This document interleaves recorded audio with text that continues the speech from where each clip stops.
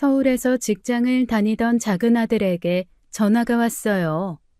엄마, 나 결혼하고 싶은 사람 생겼어. 이번 주말에 집에 데려갈게. 그 말에 저는 가슴이 두근거렸죠. 32. 이제 제법 나이가 찼으니 당연한 순서였어요. 어떤 여자일까, 어떤 집안일까 설레는 마음에 며칠을 부산하게 보냈습니다. 음식도 정성껏 장만하고 집안 구석구석 먼지 하나 없이 닦아냈죠. 손이 닳도록 문지르면서도 웃음이 났어요. 그런데 며칠 뒤 아들이 데리고 온 사람을 보는 순간 제 안의 설렘이 찬물에 잠긴 듯 가라앉았습니다. 흰머리가 드문드문 섞인 단발머리. 아들보다 체구가 훨씬 큰 몸집. 무엇보다 얼굴에 새겨진 세월의 흔적이 또렷했어요. 엄마, 이쪽은 다혜 씨야. 우리 회사에서 만났어. 안녕하세요, 어머니. 송다혜라고 합니다. 현우 씨랑 같은 회사 다녀요. 다혜 씨 능력 있어. 우리 회사 과장님. 과장이라뇨. 내 아들 상사라는 뜻이었죠. 저는 얼굴에 미소를 붙인 채 준비한 음식을 내왔습니다. 하지만 속으로는 머리가 복잡하게 돌아갔어요. 어머니, 음식 솜씨가 정말 대단하시네요. 저도 요리를 참 좋아해요.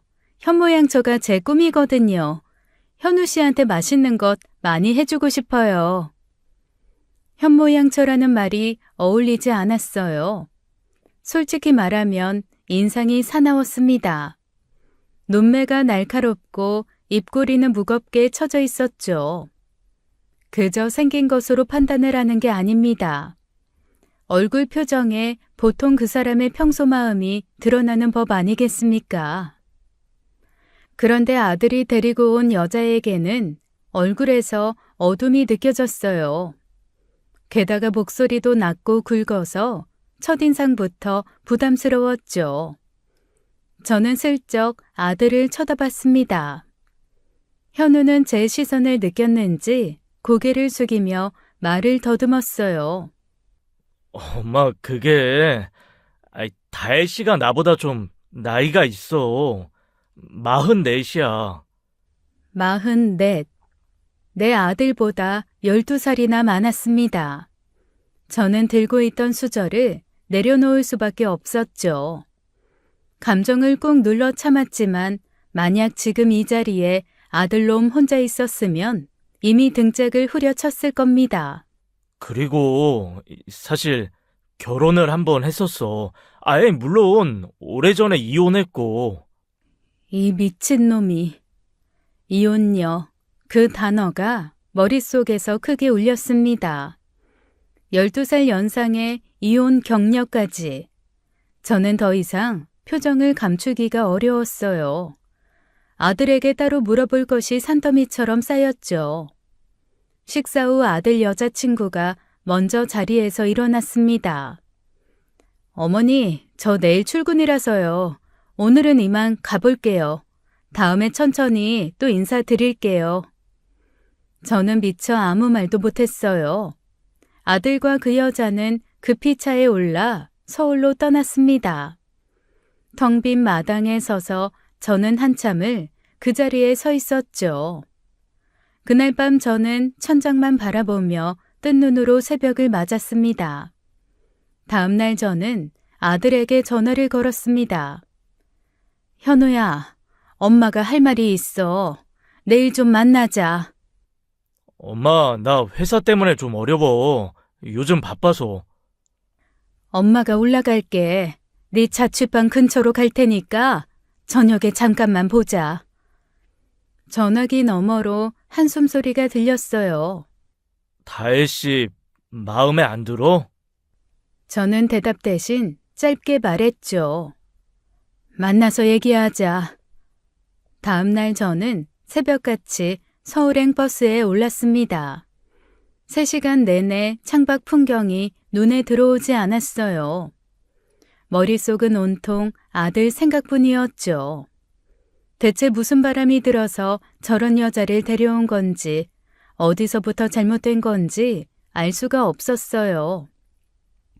저녁 무렵 아들의 좁은 자취방에 마주 앉았습니다. 저는 빙빙 돌리지 않고 단도직입적으로 물었어요. 현우야, 솔직하게 말해봐라. 12살이나 많은 이혼녀야. 대체 왜 그 여자랑 결혼을 하고 싶은 거니? 아들은 고개를 숙인 채 한참을 말이 없었습니다. 엄마, 나도 알아. 다혜 씨가 외모가 별로인 것도, 나이가 많은 것도, 이혼한 것도 다 알아. 근데 그 사람 나한테 진짜 잘해줘. 밥도 챙겨주고, 아플 때 옆에 있어주고, 회사에서 힘들 때마다 다 받아줘. 이렇게까지 나한테 잘해준 사람 없었어. 자식을 키워본 어머니들은 아실 겁니다. 내 자식이 저런 말을 할 때 드는 복잡한 마음을요. 그래서 네 엄마는 뭐였냐고 그 말이 목구멍까지 차올랐지만 꾹 삼켰어요. 화를 내봐야 아들 마음만 더 다칠 테니까요. 현우야, 엄마가 속 좁은 소리 하는 거 알아. 요즘 세상에 나이가 뭐가 중요하고 이혼이 뭐가 중요하냐. 그렇게 생각할 수도 있어. 근데 솔직히 엄마는 이 결혼 반대야.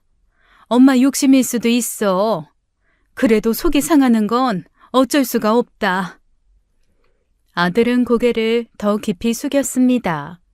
그러더니 떨리는 목소리로 말했어요. 엄마, 그래도 나 결혼해야 돼. 식 올려야 해. 뭐? 왜 갑자기 식을 올려야 하는데? 다혜 씨가 임신했어. 임신. 그 한마디에 저는 온몸에 힘이 빠지는 것을 느꼈습니다. 44 이혼녀가 내 아들 아이를 가졌다고요. 저도 모르게 손이 먼저 움직였어요. 아들의 등짝을 잇는 힘껏 내려쳤습니다. 이 미친놈아! 네가 지금 무슨 짓을 한 거야? 아들은 맞으면서도 아무 말이 없었죠. 그 침묵이 저를 더 미치게 만들었습니다. 집으로 돌아온 저는 며칠을 알아누웠어요. 밥도 넘어가지 않고 잠도 오지 않았어요. 천장만 바라보며 같은 생각이 머릿속을 맴돌았죠. 어디서부터 잘못된 걸까? 하지만 이미 뱃속에 아이가 있었습니다. 아무리 속이 상해도 그 아이에게 무슨 죄가 있겠어요. 결국 저는 무거운 마음을 안고 아들의 결혼을 허락했죠. 결혼식 날 저는 하객석에서 수많은 시선을 견뎌야 했습니다. 동네 지인들이 며느리를 보더니 하나같이 눈이 휘둥그레졌어요. 말수가 며느리가 아들보다 한참 많아 보이네.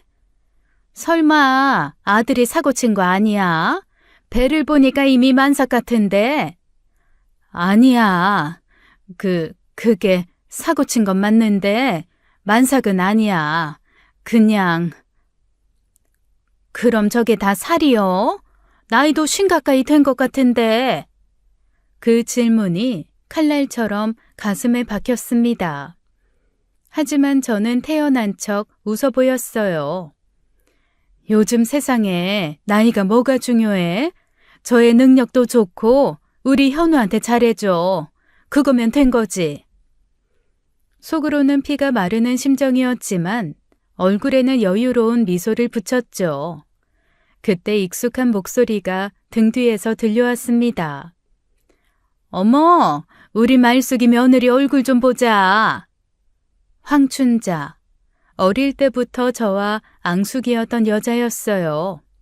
제가 잘 되면 배 아파서 학교도 못 나오고 제가 못 되면 신나서 옆 동네까지 떠들고 다니는 인간이었죠. 춘자는 며느리를 위아래로 훑어보더니 입꼬리를 비틀었습니다. 아이고, 며느리가 좀 푸짐하네. 근데 나이가 꽤 있어 보이는데 혹시 현우가 실수한 거 아니야? 뱃속에 뭐 들었나? 역시 이 여자는 귀신같이 알아채더군요. 주변 사람들 귀가 쫑긋 세워지는 게 느껴졌습니다. 아유, 그 잘난 아들 죽 써서 개 좋네. 큰아들 성훈이는 그렇게 장가를 잘 가더니. 우리 말숙이 아들 아까워서 어쩌냐? 근데 저 나이에 애 낳으면 노산이잖아. 걱정되겠다 진짜. 요즘 노산이면 이런저런 문제 많다고 하던데. 아참, 근데 며느리가 이혼녀라며? 근데 전 남편이랑 왜 이혼한 거래? 성격 차인가? 말수가 혹시 바람 아니여? 이 여자가 진짜. 속에서 불이 확 치밀었지만 저는 꾹 참았어요. 오늘은 아들 결혼식이었으니까요. 저는 활짝 웃으며 대답했습니다. 춘자야, 고마워. 걱정해줘서. 그래도 둘이 좋으면 됐지 뭐. 잘 살면 되는 거야. 그러면서 저는 슬쩍 한복 치마 속으로 발을 움직였어요.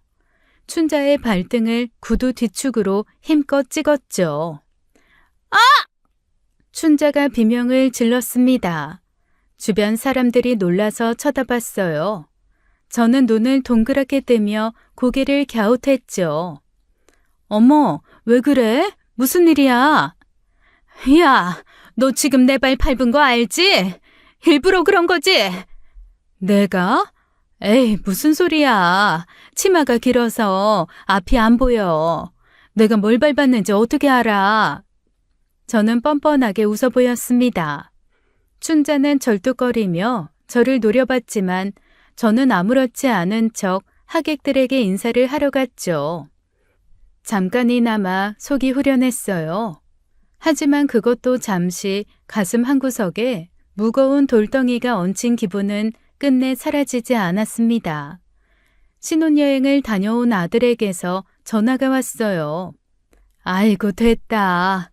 임산부가 무슨 먼 길을 와. 여행길도 힘들었을 텐데 집에서 푹 쉬어. 몸조리가 먼저야. 엄마, 그래도 인사는 드려야지. 인사는 나중에 해. 지금은 뱃속 아기가 먼저야. 다혜는 좀 어때? 입덧은 괜찮아? 회사 다시 가려면 피곤하겠네. 입덧은 좀 나아졌어. 근데 엄마, 다혜 회사 휴직했어. 뭐? 아이 때문에? 노산이라 위험하대. 의사 선생님이 절대 무리하면 안 된다고 해서 출퇴근도 힘들고 업무 스트레스도 심하니까 쉬는 게 낫겠대. 그래, 잘했다. 지금 절대 안정이 필요하긴 하지.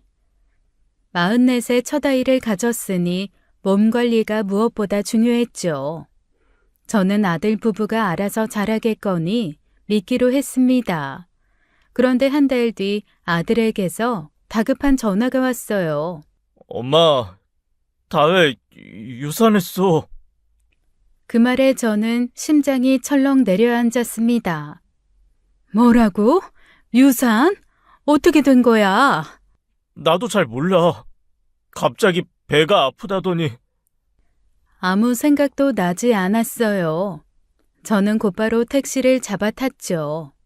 3시간 거리를 달리는 내내 머릿속이 복잡했습니다. 병원에 도착하니 며느리가 침대에 누워 있었어요. 눈이 퉁퉁 부어 있었죠. 어머니, 죄송해요. 제가 관리를 잘 못해서 제가 잘못했어요. 며느리는 연신 눈물을 흘렸습니다. 저는 며느리 손을 잡아주었어요. 괜찮아. 이런 일은 누구한테나 생길 수 있어. 너무 자책하지 마. 입으로는 그렇게 말했지만 속으로는 한숨이 절로 나왔죠. 솔직히 임신 소식이 없었다면 이 결혼을 허락했을까요?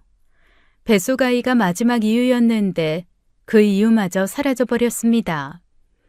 황망하다는 말로는 부족했어요. 가슴속에서 무언가가 스르르 무너지는 기분이었죠. 이런 마음을 품는 제가 나쁘지만 속이 상하는 건 숨길 수 없었습니다. 엄마, 괜찮아. 다시 가지면 되잖아. 우리 다시 노력하면 되는 거야. 아들은 애써 밝은 목소리로 말했습니다. 하지만 저는 고개를 끄덕이면서도 속으로는 걱정이 가시지 않았어요. 44. 이미 노산인데 유산까지 했으니 다시 자연임신이 가능할까요? 차마 입 밖으로 꺼낼 수는 없었지만 그 걱정이 가슴 한구석에 무겁게 내려앉았습니다. 며느리는 퇴원 후 집에서 요양을 한다는 소식을 들었어요. 아무리 마음에 안 드는 며느리여도 아픈 사람을 그냥 둘 수는 없었죠.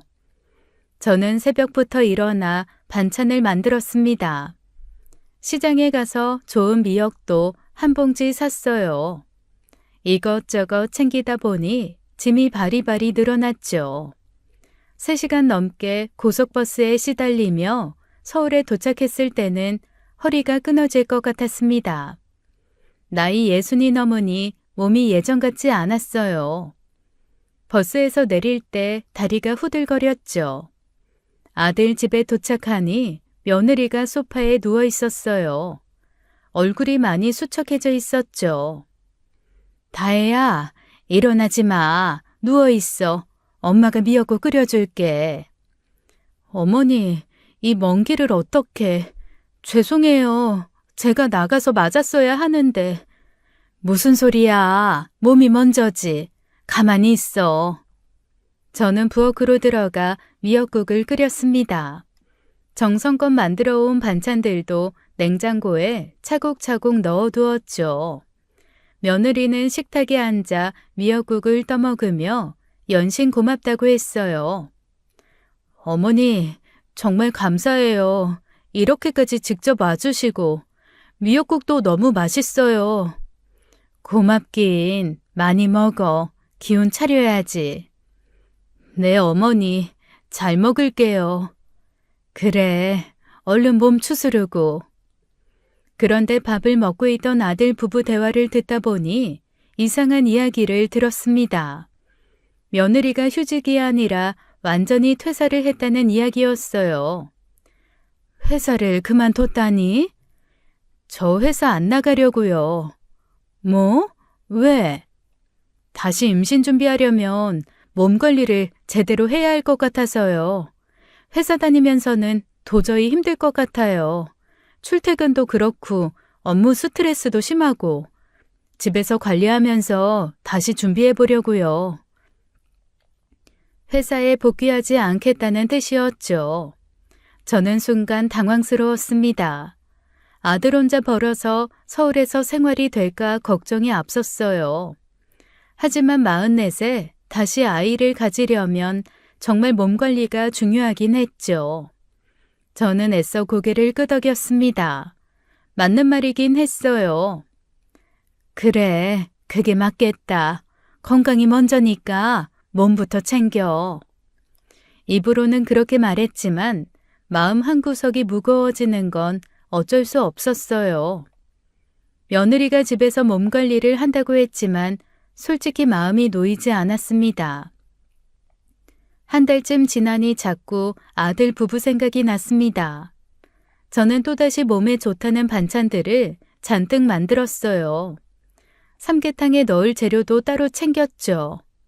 이번에도 짐을 바리바리 싸들고 고속버스에 올랐습니다. 아들 집 초인종을 눌렀어요. 문이 열리는 순간 저는 그 자리에서 굳어버렸습니다. 며느리였어요. 그런데 한 달 전과는 완전히 다른 사람이 서 있었죠. 안 그래도 통통했던 몸이 한껏 더 불어나 있었습니다. 얼굴은 부석부석하고 턱선은 어디로 갔는지 보이지 않았어요.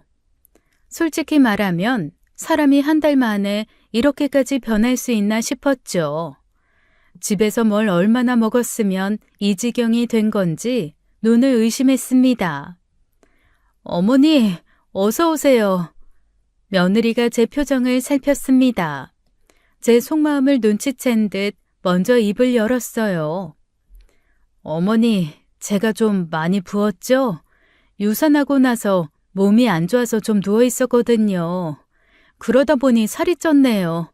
스트레스도 받고 하니까 자꾸 먹게 되더라고요. 아, 그래. 몸이 안 좋았구나. 많이 힘들었겠다. 근데 이제 운동 등록했어요. 다음 주부터 본격적으로 몸 관리 시작하려고요. 헬스장이랑 필라테스 끊었어요. 이번엔 진짜 열심히 해보려고요. 그래, 그래. 근데 무리는 하지 마. 천천히 해. 건강이 먼저야. 저는 애써 웃으며 대답했지만 속으로는 걱정이 밀려왔어요. 저 정도로 살이 쪘다는 건 한 달 내내 누워서 먹기만 했다는 뜻 아니겠어요? 운동을 등록했다니 다행이긴 했지만 과연 제대로 다닐까 싶었죠. 입으로는 다음 주부터라고 했지만 그 다음 주가 언제 올지 알 수 없는 노릇이었습니다. 그 뒤로 아들에게 안부 전화가 올 때마다 저는 슬쩍 물어봤어요. 현우야, 요즘 어떻게 지내? 다혜는 좀 어때? 그냥 그래. 운동은 잘 다녀? 살은 좀 빠지고 있어? 에이, 엄마, 그건. 아들은 대답을 피했어요. 전화기 너머로 깊은 한숨 소리만 들려왔죠. 저는 더 묻지 않았습니다. 그 한숨에 이미 모든 대답이 담겨 있었으니까요. 아들의 한숨이 자꾸 귓가에 맴돌았어요. 뭔가 심상치 않다는 느낌이 들었죠. 저는 결국 또다시 반찬을 싸들고 서울로 올라갔습니다. 아들 집 현관문이 열리는 순간 저는 할 말을 잃었어요. 며느리가 서 있었습니다. 그런데 이게 사람인가 싶었죠. 지난번에도 많이 찐 것 같았는데 이번에는 차원이 달랐어요. 얼굴은 달덩이처럼 부풀어 있었고 몸은 좁은 현관을 꽉 채울 정도였습니다. 게다가 머리카락이 기름에 절어 떡져 있었어요. 며칠째 씻지 않은 게 분명했죠. 어머니, 오셨어요? 잠깐만요. 저 좀 씻고 올게요. 며느리는 서둘러 화장실로 들어갔습니다. 그제야 주방에서 설거지를 하던 아들이 뛰어나왔어요. 엄마 왔어? 아유, 미리 연락하지 그랬어. 갑자기 보고 싶어서 왔다. 반찬 좀 가져왔어. 저는 냉장고를 열고 반찬통들을 넣었습니다. 그러면서 슬쩍 아들에게 물었어요. 현우야, 다혜 왜 저래? 살이 왜 저렇게 많이 쪘어? 그게... 머리도 안 감은 것 같던데 운동 다닌다며 관리 안 해? 아들이 깊은 한숨을 내쉬었어요. 그 한숨에 쌓인 것들이 느껴졌습니다. 엄마, 그게... 다혜가 운동을 안 가. 등록만 해놓고 한 번도 안 갔어. 매일 집에서 누워서 TV 보고 배달 음식 시켜 먹고, 내가 뭐라고 하면 스트레스 받는다고 화내고. 그래서 저렇게 된 거야? 저번에 난임병원 갔는데 의사 선생님이 그러더라. 지금 상태로는 임신 절대 불가능하대. 살을 빼야 호르몬이 정상으로 돌아온다고. 그래서 다혜한테 말했는데. 뭐래? 내일부터 한다고 하고는 매일 내일만 반복해. 나도 이제 뭐라고 해야 할지 모르겠어. 아들의 어깨가 축 처져 있었습니다. 저는 가슴이 답답해지는 걸 느꼈어요. 집으로 돌아가기 전 저는 며느리를 거실로 불렀습니다. 최대한 부드러운 목소리로 말했죠. 다혜야, 엄마가 한마디만 할게. 기분 나쁘게 듣지 말고. 내 어머니, 건강을 위해서라도 살을 좀 빼야 할 것 같아. 아기를 가지려면 몸 관리가 중요하잖아. 운동 등록했다고 하지 않았니? 좀 힘들어도 운동 좀 다녀보고 하는 게 좋겠는데. 네, 알겠어요. 며느리는 고개를 끄덕였지만 입술이 삐죽 나와 있었어요. 눈빛에는 불쾌함이 가득했죠. 알겠다는 말과 표정이 완전히 따로 놀았습니다. 저는 더 이상 말하지 않았어요. 시어머니 입장에서 할 수 있는 말에는 한계가 있었죠. 그렇게 2달이 흘렀어요. 어느 날 며느리에게서 전화가 왔습니다. 어머니, 이번에 어머니 생신이시잖아요. 저희가 생일잔치 크게 해드릴게요. 동네 어른들 다 초대하세요. 저는 깜짝 놀랐어요. 아이고, 무슨 잔치야. 그런 거 안 해도 돼. 그냥 우리끼리 조촐하게 밥이나 먹자. 그게 무슨 말씀이세요? 생신인데 그냥 넘어가면 어떡해요? 제대로 해드려야죠. 아니야, 진짜 괜찮아. 요즘 누가 생일잔치를 그렇게 크게 해. 돈도 많이 드는데 그냥 가족끼리 외식이나 하면 되지. 어머니 안 돼요. 꼭 해드리고 싶어요. 며느리가 왜 이렇게 고집을 부리나 싶었죠. 그런데 곰곰이 생각해 보니 이유가 떠올랐습니다. 반년 전에 동네 친구 복순이가 생일에 동네 잔치를 크게 했었어요. 마당에 천막 치고 출장 뷔페까지 불러서 동네 사람들 다 초대했었죠. 그날 복순이가 얼마나 으스댔는지 몰라요. 복순이 아들이 우리 현우랑 어릴 때부터 친구였으니 그 이야기가 아들 부부 귀에 들어간 모양이었습니다. 어머니, 저번에 복순 어머니 생신잔치 하셨다면서요. 어머니도 동네에서 어깨 좀 펴고 사셔야죠. 제가 다 준비할게요. 음식도 제가 할 거예요. 걱정 마세요. 아니, 그래도. 어머니, 저 이거 꼭 해드리고 싶어요. 제 효도라고 생각하시면 안 될까요? 며느리의 목소리에 진심이 담겨 있었어요. 저는 그래도 부담스러워서 몇 번이고 말렸습니다. 그런데 며칠 뒤 아들이 직접 내려왔어요. 아들은 동네를 돌아다니며 어른들께 인사를 했죠. 이장님, 저희 어머니 생신이라 작은 잔치 준비했어요. 꼭 와주세요. 저도 모르는 사이에 아들이 온 동네에 소문을 퍼뜨려 버렸습니다. 이제 안 할 수가 없게 돼버렸죠. 아들 부부가 저를 완전히 궁지에 몰아넣은 거였어요. 야, 이 녀석아, 엄마한테 얘기도 안 하고 왜 먼저 떠벌리고 다녀? 엄마, 다혜가 진짜 해드리고 싶대. 엄마 그냥 받아, 응? 아들의 눈이 간절했습니다. 며느리도 전화로 다시 한번 사정했어요. 어머니, 제가 시집 와서 아직 제대로 해드린 게 없잖아요. 이번에 꼭 해드리고 싶어요. 제 성의예요. 그 말에 저는 가슴 한쪽이 뭉클해졌습니다. 그동안 며느리에게 살 빼라 운동해라 싫은 소리만 했었죠. 속으로 이 결혼을 못마땅해 했던 것도 사실이었어요. 그런데 며느리는 저를 이렇게까지 생각해주고 있었습니다. 저는 문득 미안한 마음이 차올랐어요. 내가 며느리를 너무 박하게 대했나 싶었죠. 생일 전날 아들 부부가 내려왔습니다. 며느리는 짐을 풀자마자 부엌으로 들어갔어요. 저녁부터 밤 늦게까지 음식 준비를 했죠. 다혜야, 너무 무리하지 마. 내일 출장 뷔페도 온다며. 거기서 다 해줄 텐데 뭘 이렇게까지 해. 어머니, 출장 뷔페는 메인 요리만 가져오는 거예요.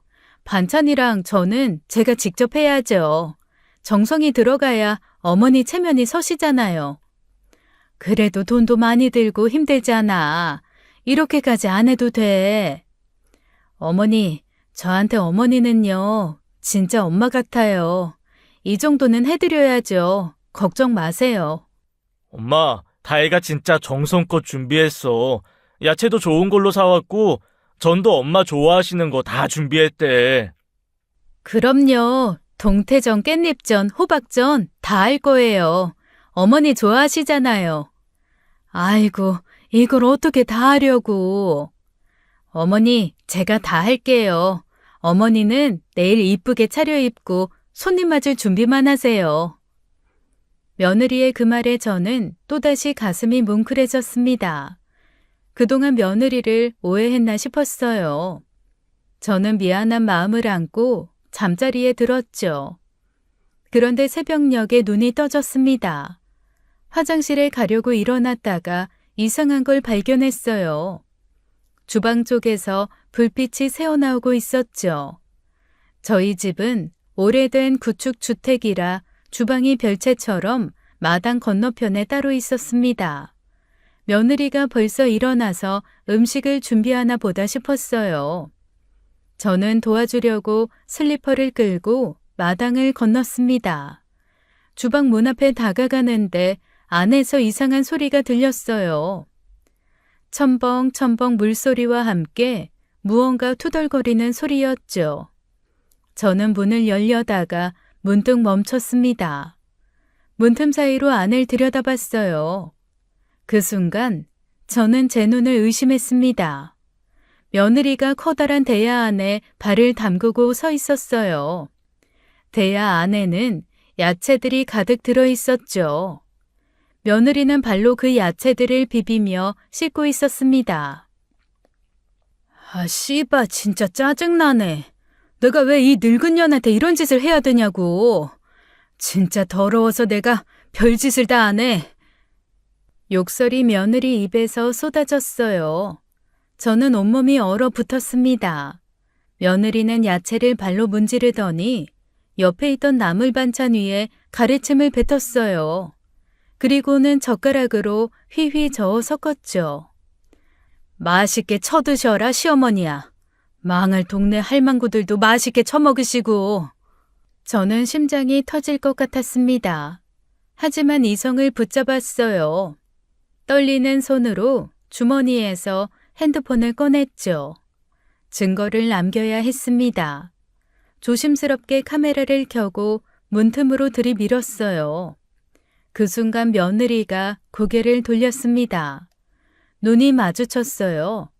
며느리의 얼굴이 하얗게 질렸죠. 어머니!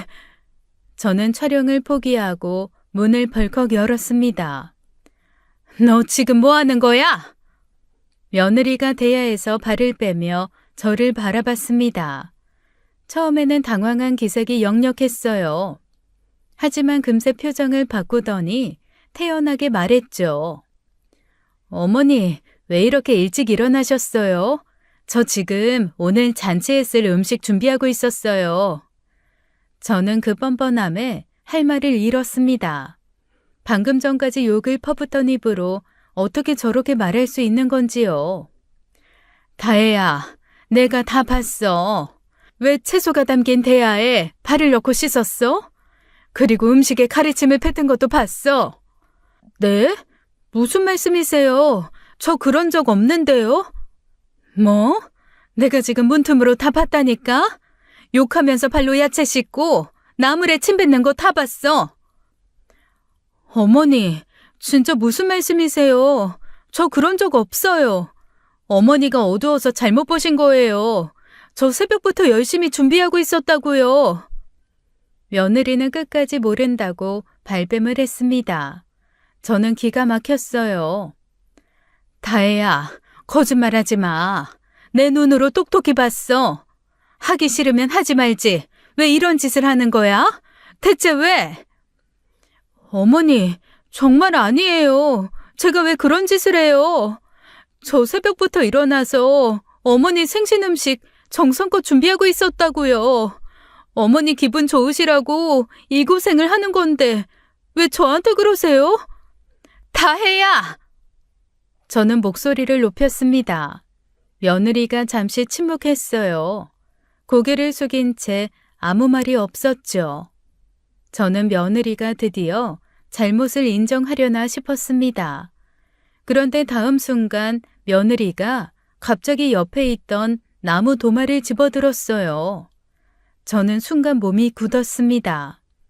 설마 나를 때리려는 건가 싶었죠. 그런데 며느리는 그 도마로 자기 머리를 내리쳤습니다. 퍽! 둔탁한 소리가 주방에 울렸어요. 저는 너무 놀라서 소리를 질렀습니다. 다혜야! 뭐 하는 거야? 미쳤어? 그만해! 저는 달려가서 며느리를 말리려고 했어요. 하지만 며느리는 제 손을 뿌리치며 도마로 자기 머리를 또 내리쳤습니다. 퍽, 퍽, 퍽. 며느리가 괴성을 질렀어요. 이마가 찢어지며 피가 흘러내렸습니다. 붉은 피가 며느리의 얼굴을 타고 흘러 바닥에 뚝뚝 떨어졌죠. 며느리는 도마를 바닥에 내던지더니 그 자리에 주저앉아 울며 소리를 지르기 시작했습니다. 저는 그 광경을 보며 온몸에 소름이 돋았어요. 이게 사람이 할 짓인가 싶었죠. 방금 전까지 발로 야채를 씻고 침을 뱉던 사람이 들키자마자 자기 머리를 도마로 내리치다니. 저는 평생 이렇게 기괴한 장면을 본 적이 없었습니다. 등골이 서늘해지는 기분이었어요. 이 여자가 대체 어떤 인간인지 그제야 진짜 얼굴을 본 것 같았죠. 며느리의 비명소리에 방에서 자고 있던 아들이 뛰쳐나왔습니다. 무슨 일이야, 다혜야? 며느리는 아들을 보자마자 더 크게 울기 시작했어요. 그리고는 피 흘리는 머리를 감싸쥔 채 기어서 주방 밖으로 나갔습니다. 마치 누군가에게 쫓기는 사람처럼요. 저는 그 광경을 보며 입만 벌린 채 서 있었어요. 이게 무슨 상황인지 머리가 따라가지 못했죠. 그때 며느리가 청천벽력 같은 소리를 했습니다. 어머니가 날 때렸어. 저는 그를 의심했어요. 아들이 놀란 눈으로 저를 쳐다봤습니다. 그리고 다시 피투성이가 된 며느리를 봤죠. 엄마, 대체 왜 다혜를 때린 거야? 무슨 일이야? 뭐? 난 때린 적 없어. 저 애가 스스로 도마로 자기 머리를 내리친 거야. 뭐? 그게 무슨 말이야? 자기가 왜 자기 머리를 때려? 아들의 표정에 혼란이 가득했습니다. 그때 며느리가 흐느끼며 말했어요. 다 제 잘못이에요. 제가 잘못했어요, 어머니. 그만 때리세요. 다혜야, 무슨 소리야? 대체 무슨 일이 있었던 거야? 바로 그 순간 마당에서 발소리가 들렸습니다. 복순이와 옥자가 대문을 열고 들어오고 있었어요. 말수가 무슨 일이야? 비명소리가 들려서 왔어. 우리 밭일 나가다가. 어머 세상에, 말숙이 며느리 얼굴이 피가 왜 이래? 두 사람은 피투성이가 된 며느리를 보고 기겁을 했습니다. 그러자 며느리가 더 크게 울며 말하기 시작했어요. 저 때문이에요. 제가 뚱뚱해서 아이를 못 낳으니까 어머니가 화가 나셨어요. 이런 생일잔치 100번 하는 것보다 아이 하나 낳는 게 더 중요하다고. 그래서 저랑 작은 언쟁이 있었는데 갑자기 어머니가 화가 나셔서 도마로 저를... 저 다 이해해요. 저라도 이런 며느리 싫을 거예요. 저는 너무 어이가 없어서 말이 나오지 않았습니다. 뭐? 내가 언제 그런 말을 했어? 저 애가 지어내는 거야. 며느리는 제 말을 끊으며 고개를 저었어요. 아니에요. 어머니 잘못 아니에요. 다 제 잘못이에요. 제가 뚱뚱하고 나이 많은 죄죠. 어머니가 화내실만 해요. 아이도 못 낳는 주제에 제가 뭔 자격으로. 며느리는 그 자리에 주저앉아 서럽게 울었습니다. 복순이와 옥자가 저를 바라보는 눈빛이 달라졌어요. 마치 범인을 보는 것 같은 눈이었죠. 일단 피부터 닦아야 해. 병원 가자, 다혜야. 현우야, 엄마 말 좀 들어봐. 저 애가 거짓말하는 거야. 엄마는 손끝 하나 안 댔어. 하지만 아들은 대답 없이 며느리를 부축해 일으켰습니다. 저는 복순이와 옥자에게 다가갔어요. 복순아, 옥자야, 나 진짜 그런 적 없어. 저 애가 스스로 자기 머리를 때린 거야. 내가 왜 며느리를 때려? 두 사람은 어색하게 웃으며 뒷걸음질 쳤습니다. 아, 그래, 알았어. 근데 우리 밭일해야 해서. 맞아, 우리 이만 갈게. 나중에 얘기하자. 두 사람은 서둘러 대문 밖으로 사라졌어요. 마치 도망치듯이요. 저는 텅 빈 마당에 홀로 서서 하늘이 무너지는 기분을 느꼈습니다. 아들이 며느리를 부축해 차로 향했습니다. 저는 급히 따라 나섰어요. 나도 같이 갈게. 병원에 가서 얘기를 해야. 엄마는 안 가는 게 좋겠어. 뭐? 그게 무슨 소리야? 지금 다혜가 엄마 보면 더 힘들어해. 둘이 갈게. 현우야, 엄마 말 좀 들어봐. 저 애가 이상해. 자기 스스로 도마로 머리를 내리친 거라니까. 아들이 멈춰 섰습니다. 절 돌아보는 눈빛이 싸늘했어요. 엄마, 그게 말이 돼? 아내가 스스로 자기 머리를 도마로 때렸다고? 누가 그런 짓을 해? 미친 사람도 아니고. 그걸 내가 믿어야 해? 현우야, 진짜야. 엄마가 왜 거짓말을 해? 엄마가 너한테 거짓말한 적이 있어? 그럼 엄마가 며느리를 도마로 처지경이 되도록 팼다는 건 말이 되니? 현우야, 네가 못 본 거야. 그 애가 야채를 팔로 씻고 음식에 침을 뱉었어. 내가 다 봤다니까? 그래서 때린 거야? 아, 엄마, 제발 그만해. 지금 다혜 머리에서 피가 나고 있잖아. 일단은 나 병원 가야 한다고. 나중에 이야기해. 아들은 더 이상 듣지 않았습니다. 며느리를 차에 태우고 떠나버렸어요. 저는 먼지만 이는 길 위에 홀로 남겨졌죠. 그날 동네 잔치는 취소되었습니다. 출장 뷔페 사람들이 왔다가 그냥 돌아갔어요. 소문은 바람보다 빠르게 퍼졌죠. 동네 사람들이 저를 보면 수근거리기 시작했습니다. 골목에서 마주치면 눈을 피했어요. 어떤 이들은 대놓고 손가락질을 했죠. 저는 억울해서 사람들을 붙잡고 말했습니다. 복순아, 나 진짜 안 그랬어. 며느리가 스스로 자해한 거야. 내가 왜 사람을 때려? 하지만 복순이는 건성으로 고개만 끄덕였어요. 그래. 알았어. 나 좀 바빠서. 누구 하나 제 말을 진심으로 듣는 사람이 없었습니다. 동네 어른들은 더 심했어요. 저를 보면 대놓고 역정을 냈죠. 말숙이 너도 시집살이 심하게 당했잖아. 우리가 다 봤어. 그때 안타까워서 얼마나 혀를 찼는데. 근데 네가 더 심하게 굴면 어떡하니? 저는 아무 말도 할 수 없었습니다. 변명을 해봐야 소용이 없었어요. 이미 저는 며느리를 폭행한 악독한 시어머니가 되어버렸죠. 그날 아침 아들은 응급실에 며느리 치료를 대충 하고 서울로 올라가 버렸습니다.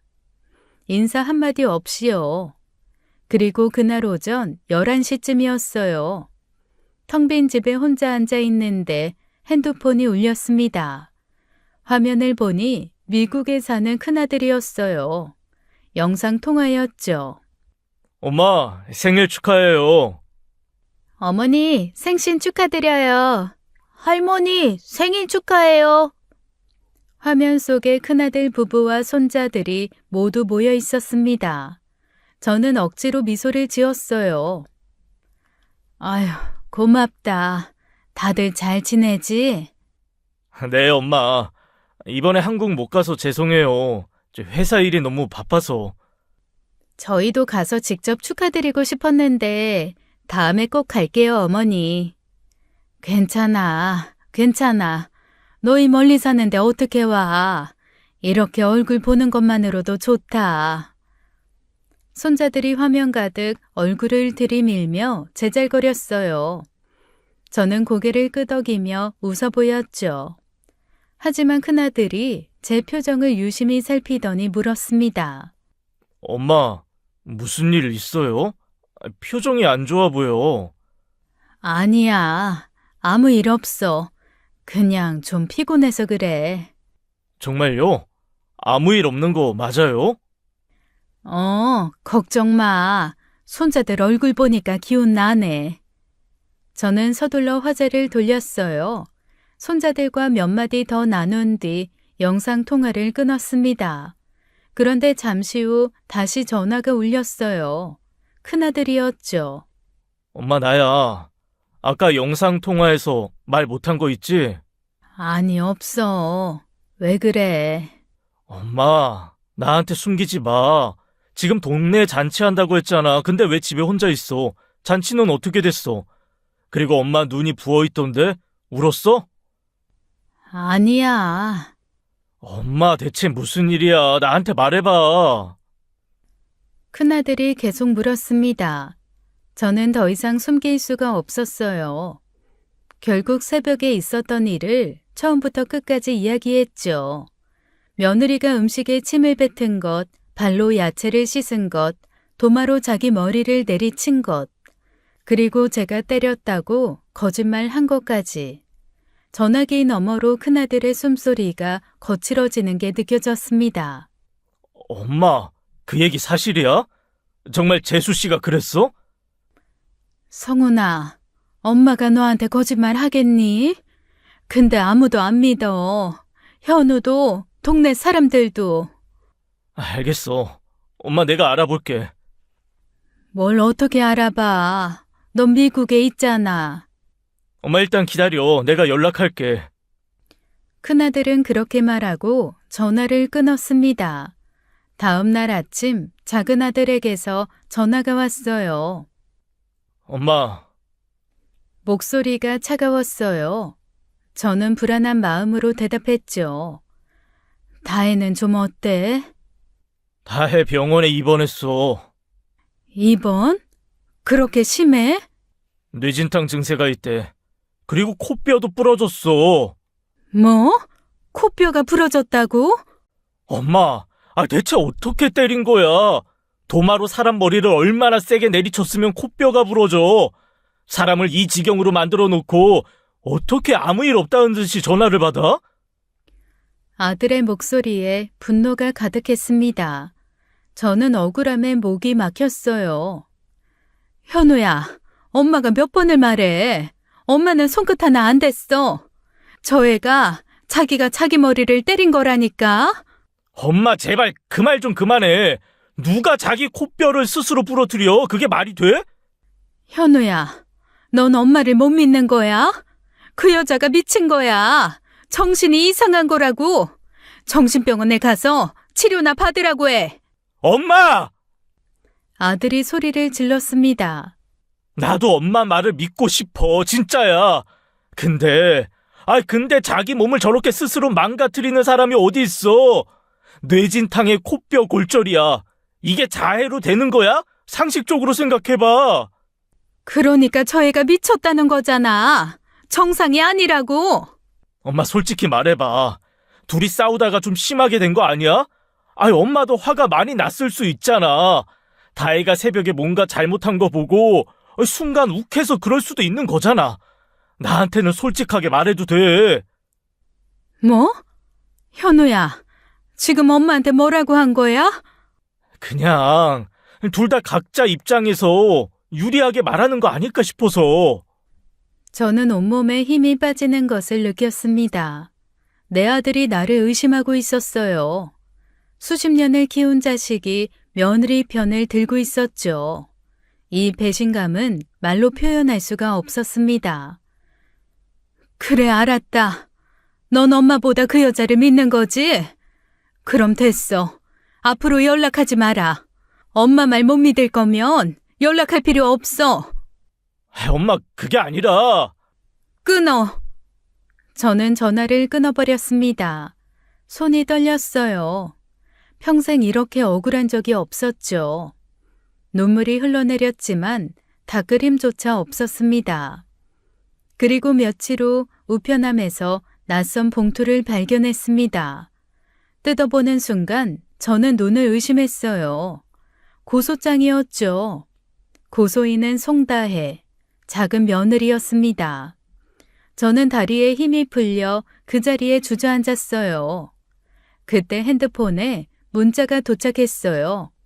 경찰서에서 온 출석 통보였죠. 특수폭행 혐의로 조사를 받아야 한다는 내용이었습니다. 손가락이 떨려서 핸드폰을 제대로 잡을 수가 없었어요. 평생 경찰서 근처에도 가본 적 없는 사람이 폭행범이 되다뇨. 이게 꿈인지 생시인지 분간이 되지 않았죠. 그때 전화가 울렸습니다. 며느리였어요. 어머니, 저 다혜예요. 다혜야, 너 이게 무슨 짓이니? 어머니가 저한테 한 짓을 생각하면 당연한 거 아니에요? 저 지금 병원에 입원해 있어요.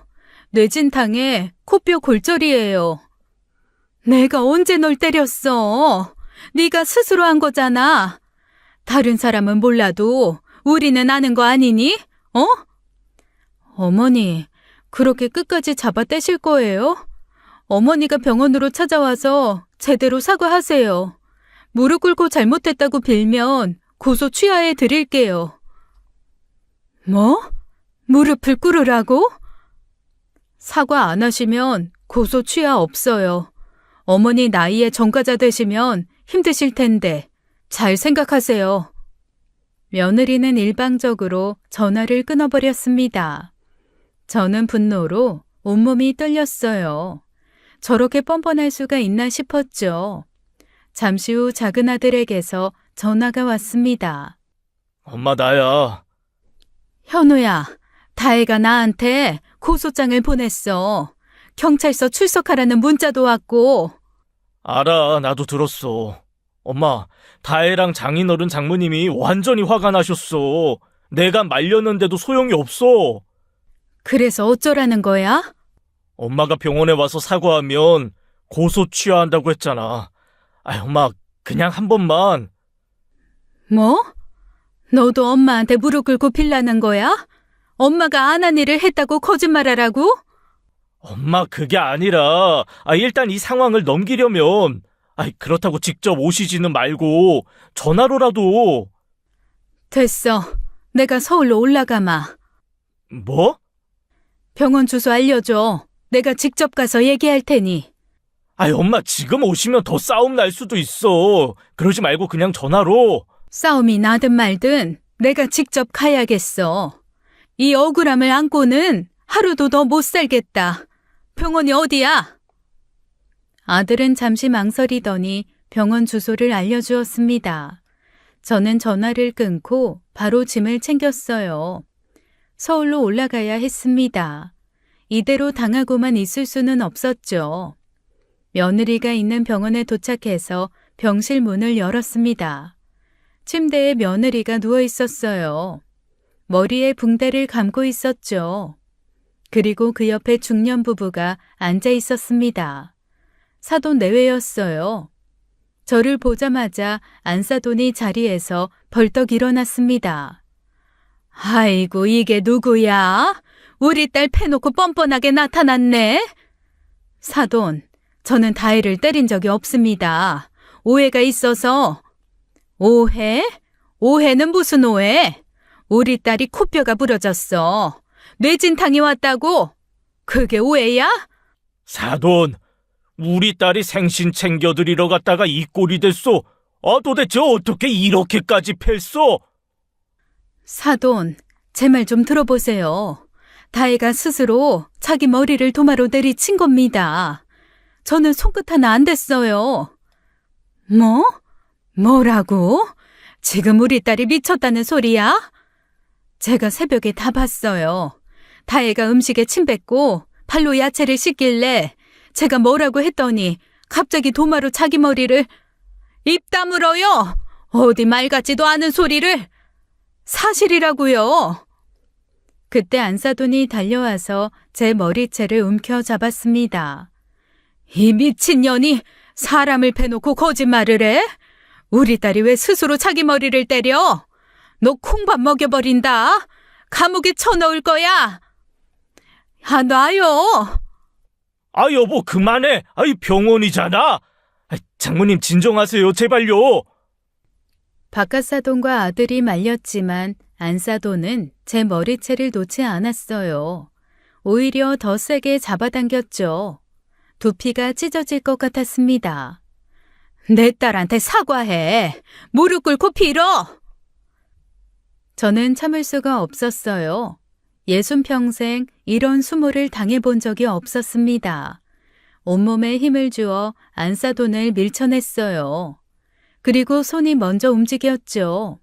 안사돈의 뺨을 힘껏 후려쳤습니다. 철썩 소리가 병실에 울렸어요. 안사돈이 비틀거렸죠. 그때 침대에 누워있던 며느리가 벌떡 일어났습니다. 지금 우리 엄마 때린 거야? 미쳤어? 나도 때리고 우리 엄마도 때려? 며느리가 달려와서 제 멱살을 잡았어요. 저도 지지 않았습니다. 며느리의 머리채를 움켜잡고 힘껏 밀어버렸죠. 그 육중한 몸이 균형을 잃었어요. 며느리는 뒤로 넘어지더니 바닥에 대굴대굴 굴렀습니다. 으악! 다혜야! 내 딸! 아이고 내 딸! 아들이 달려와서 제 팔을 잡았어요. 아이, 엄마, 그만해. 엄마 이러면 더 큰일 나. 바로 그 순간이었습니다. 병실 문이 벌컥 열렸어요. 문 앞에 서 있는 사람을 보고 작은 아들은 눈이 휘둥그레졌죠. 큰아들 성훈이었습니다. 현우야, 너나 그만해. 형이 왜 여기 있어? 한국에 언제 온 거야? 작은 아들이 눈을 크게 뜨고 물었습니다. 큰아들 성훈이가 병실 안으로 들어왔어요. 엄마한테 무슨 일이 생겼다고 해서 급히 왔어. 어머니한테 무슨 일이 생긴 게 아니라 우리 딸한테 무슨 일이 생긴 거네. 아니요, 사돈 어른들께 드릴 말씀이 있습니다. 지금 여기 계신 분들 다들 속고 계신 겁니다. 병실 안이 조용해졌어요. 모두가 성훈이를 바라봤습니다. 속다니, 그게 무슨 말이에요? 지금 무슨 소리를 하는 거예요? 속다니! 큰아들 성훈이가 주머니에서 핸드폰을 꺼냈어요. 현우야, 이것부터 봐. 성훈이가 화면을 작은 아들에게 보여줬습니다. 영상이 재생되기 시작했어요. 그걸 본 작은 아들의 표정이 점점 변하기 시작했습니다. 눈이 커지더니 얼굴이 무섭게 굳어갔어요. 영상이 끝나자 작은 아들이 천천히 고개를 돌렸습니다. 며느리를 노려보는 눈빛이 얼음장처럼 차가웠죠. 뭐예요? 뭘 본 거예요? 나도 보여줘요. 안사돈이 핸드폰을 낚아챘어요. 박하사돈도 옆에서 함께 화면을 들여다봤죠. 영상이 흘러가는 동안 두 사람의 얼굴이 점점 창백해졌습니다. 안사돈의 입이 벌어졌어요. 박하사돈은 믿을 수 없다는 듯 고개를 저었죠. 영상이 끝나자 사돈 부부가 동시에 자기 딸을 바라봤어요. 다혜야, 이게 뭐냐? 응? 뭐가? 이걸 봐. 타혜야, 이게 진짜야? 네가 정말 그런 거야? 사태가 뭔가 이상하게 돌아가자 며느리가 핸드폰을 빼서 영상을 보았습니다. 그러더니 얼굴이 하얗게 질리기 시작했죠. 아니야, 엄마. 저거 조작된 거야. 저 영상 가짜야. 바깥 사돈의 손이 번개처럼 움직였습니다. 며느리의 뺨을 세게 후려쳤어요. 철썩. 아! 여보! 인연이 미쳤나? 아니, 시어머니한테 누명을 씌워? 우리까지 속여? 네가 어떻게 이런 짓을 해? 다혜야, 어쩌자고 이런 짓을 한 거야? 우리가 사돈한테 뭐라고 했는지 알아? 미친년이라고 했어. 콩밥 먹이겠다고 했다고. 큰아들이 보여준 영상은 저희 집 CCTV 녹화 영상이었습니다. 사실 우리 집에 예전에 좀도둑이 든 적이 있었어요. 그래서 명절에 한국에 온 성훈이가 집에 CCTV를 달아줬었죠. 사설 경비업체 경보기와 함께요. 큰아들 성훈이가 제게 그날 새벽 일을 듣고 CCTV 영상을 찾아본 거였습니다. 영상에는 며느리가 스스로 도마로 자기 머리를 내리치는 장면이 고스란히 찍혀 있었던 거죠. 사돈 부부가 제 앞에 무릎을 꿇었습니다. 사돈, 정말 죄송합니다. 저희가 몰랐어요. 저희 딸이 이뤄낸 줄 몰랐습니다. 용서해 주십시오. 제가 사돈한테 무슨 짓을 한 건지 정말 죄송합니다. 안사돈이 며느리를 노려봤어요. 너도 당장 무릎 꿇고 빌어! 어서! 싫어. 나 잘못한 거 없어. 저 영상 조작된 거라고. 가짜라고. 큰아들이 차가운 목소리로 말했습니다. 영상은 사설 경비업체 서버에 자동 저장됩니다. 조작 같은 건 불가능해요. 조작이 계속 의심되시면 법정에서 CCTV 가려보시죠. 작은 아들이 며느리에게 다가갔어요. 눈빛이 완전히 식어 있었죠. 다혜, 넌 정신병원 가야 해. 정상이 아니야. 어머니 말이 맞았네. 네가 미친년이었어. 야, 우리 이혼하자. 나도 이제 더 이상 못 참아. 뭐? 이혼? 싫어. 나 이혼 안 해. 네가 원하든 안 원하든 난 이혼할 거야. 소송해서라도. 사돈들이 작은 아들에게 매달렸습니다. 오서방, 제발 한 번만 봐줘. 다혜가 잠시 정신이 나간 거야. 치료받게 할게요. 사위, 제발 한 번만 용서해 주게. 죄송합니다. 저는 용서 못합니다. 작은 아들의 목소리가 단호했어요. 며느리가 바닥에 주저앉아 오열했습니다. 난 잘못한 거 없어. 왜 다들 나한테 이래? 조금 전까지 저를 미친년이라고 불렀던 안사돈은 이제 제 앞에서 벌벌 떨고 있었어요. 머리채를 잡아당기던 그 손으로 이제는 제 손을 붙잡고 용서를 빌었죠. 바깥사돈도 허리를 90도로 숙인 채 연신 고개를 조아렸습니다.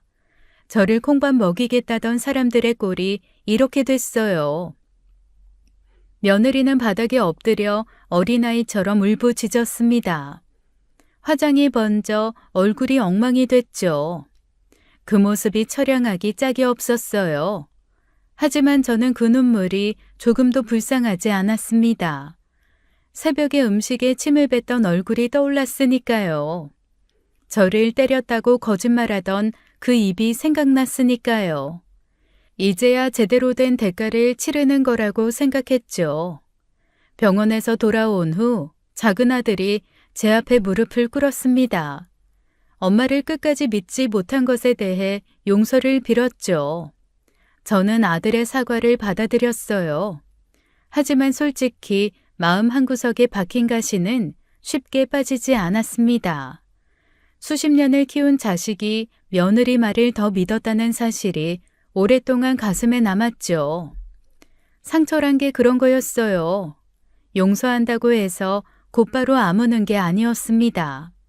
작은 아들은 제 동네로 내려왔어요. 마을 어른들을 한 분 한 분 찾아다니며 그날 새벽에 있었던 일의 전말을 설명했죠.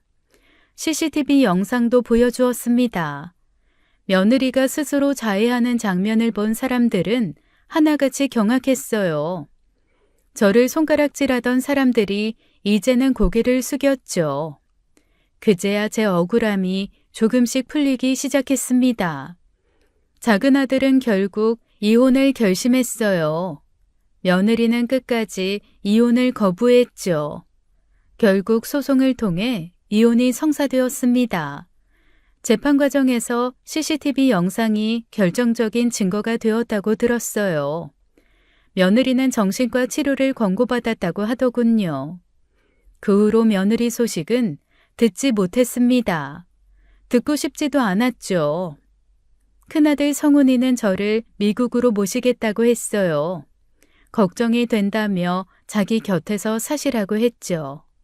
하지만 저는 고개를 저었습니다. 평생 살아온 이 동네가 좋았어요. 정든 이웃들도 있고 손대 묻은 집도 있었죠. 낯선 땅에서 새로 시작하기에는 제가 너무 늙었습니다. 작은 아들은 그 후로 매주 저를 찾아왔어요. 직접 요리도 해주고 맛있는 식당에도 데려갔죠.